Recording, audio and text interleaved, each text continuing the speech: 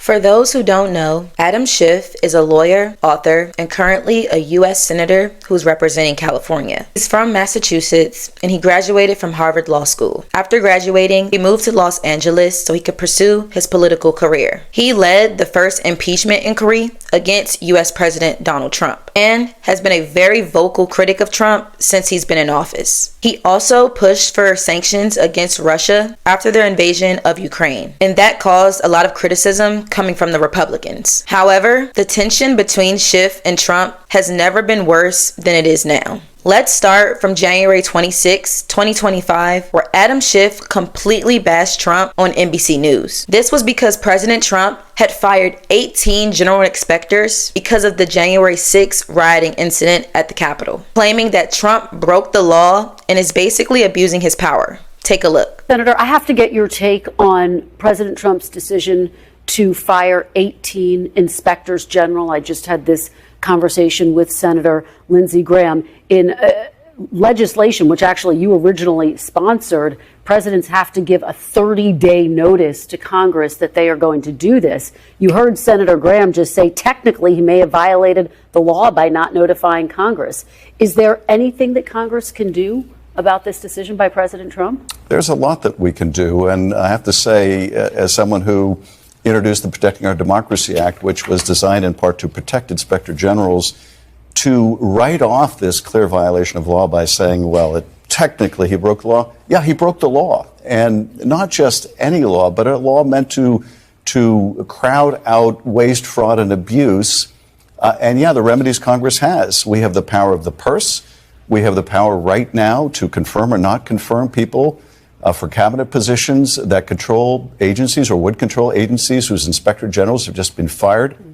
And let's remember, in his first term, he fired an inspector general for providing whistleblower complaints to Congress, fired an inspector general for saying the pandemic response, his response, had flaws. The American people, if we don't have good and independent inspector generals, are going to see the swamp refill. They're going to see rampant waste, fraud. They're going to see corruption. It may be the president's goal here, when he's got a meme coin that's making him billions, is to remove anyone that's going to call the public attention to his malfeasance. So as we saw in the video, Adam Schiff is pointing out that it's not technically illegal in a crime. It is a crime and it is illegal. He's also saying that because of all of them have been fired, more problems can arise, such as waste of funds, fraud, and corruption. Many Democrats have strongly criticized that the firing of the inspector generals is a violation of federal law because he did not give Congress a 30-day notice. However, Trump did defend his decision. While speaking to reporters that were traveling with him on Air Force One, he said this: "It's a very common thing to do. Some people thought that some were unfair. Some were not doing their job." Take a look. Yeah, President Trump is defending that move, Savannah, those firings that happened late into the night. Even his critics, like Chuck Schumer, the Democratic senator, are describing this as, in his words, a chilling purge. Now, here's the thing. Federal law says the president's supposed to give Congress 30 days notice before he does fire or remove an inspector general.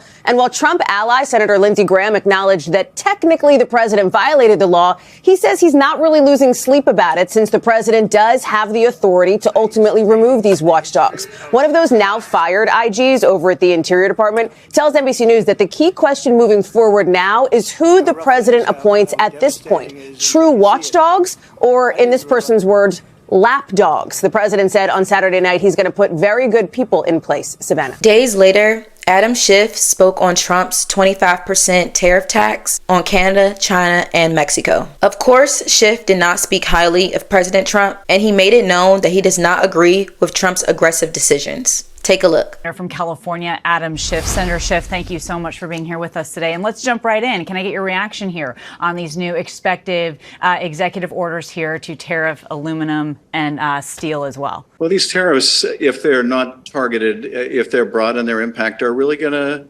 affect Americans. They're going to drive prices up. We have probably the top issue in California and perhaps around the country is the lack of affordable housing. If you increase the cost of building materials, you're going to drive housing costs up even further. If those tariffs are expanded or if other countries retaliate against other industries, like the agriculture industry, we're going to see food prices go up.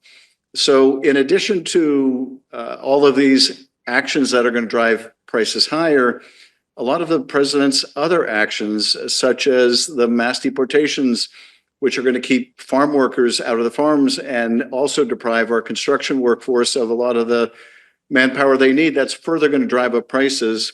Senator Schiff is basically saying that these tariffs on trade are going to affect the American people overall in so many ways, from healthcare, regular spending, infrastructure. Every way of life of the American people will truly be affected by the trade tariffs, and the effect will not be good on any circumstances. On February 10th, 2025, Adam then came for Elon Musk after he pressed the White House about information on Elon Musk's compliance with conflict of interest, ethics, and reporting requirements. He posted a tweet that said, "Mr. Musk's compliance with federal conflicts of interest and other related obligations remains unknown to Congress and the public." Schiff pressed about Musk's compliance with the law, or whether he received a waiver from the White House exempting him from penalties under the statute. He also asked whether the Tesla and SpaceX CEO had completed a financial disclosure report. This was then addressed in the discussion that happened with Elon, Trump, and Elon's son. Musk said, "Transparency is what builds trust, and that everything Doge does will be posted onto X." Watch this. Mr. Musk, the White House says that you will identify and excuse yourself from any conflicts of interest that you may have.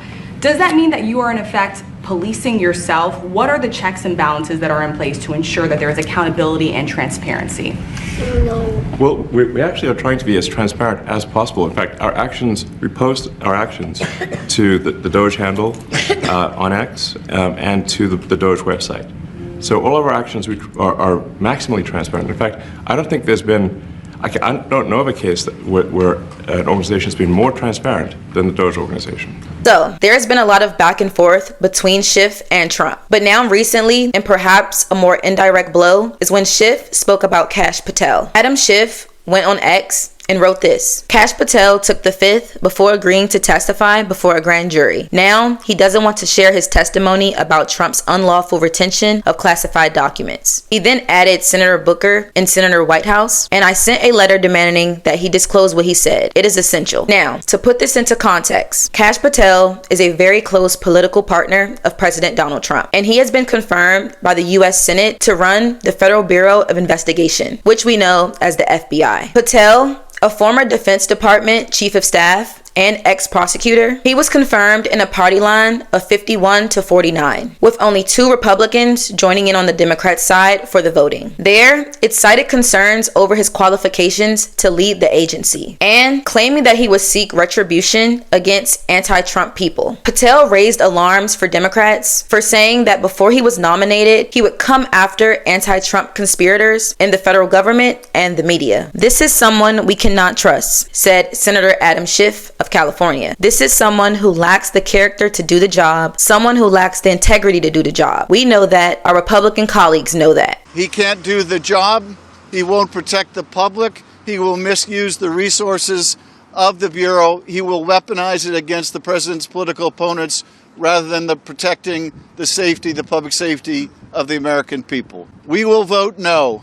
Our Republican colleagues, intimidated by this president and threats of primary challenges from MAGA world, may vote to confirm him.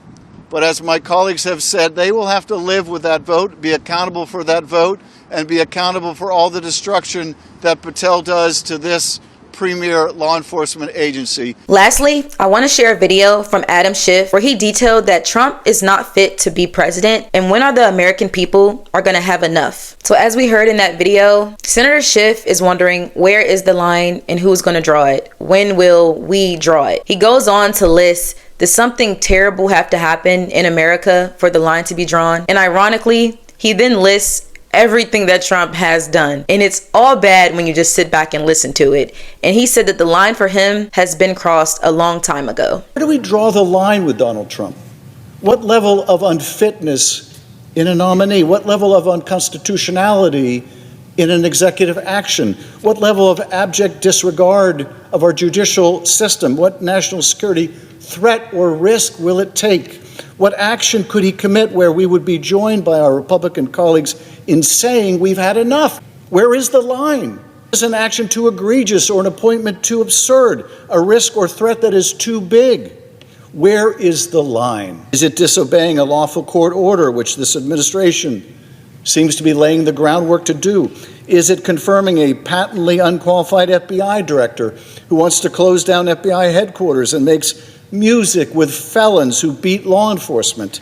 Is it a director of HHS who doesn't believe in vaccines, or a director of national intelligence who has sought to undermine vital intelligence operations, and whom the Russians and others viewed as aligned with them instead of with us? Where is the line? Because for me, that line has been crossed. There are definitely a lot of mixed feelings regarding Trump and Schiff, and I didn't get too much into the background of the history. Maybe in another video. But you guys let me know in the comments what you think. Is Adam truly a corrupt senator, or is this all talk? Thanks for watching KW Lawholic.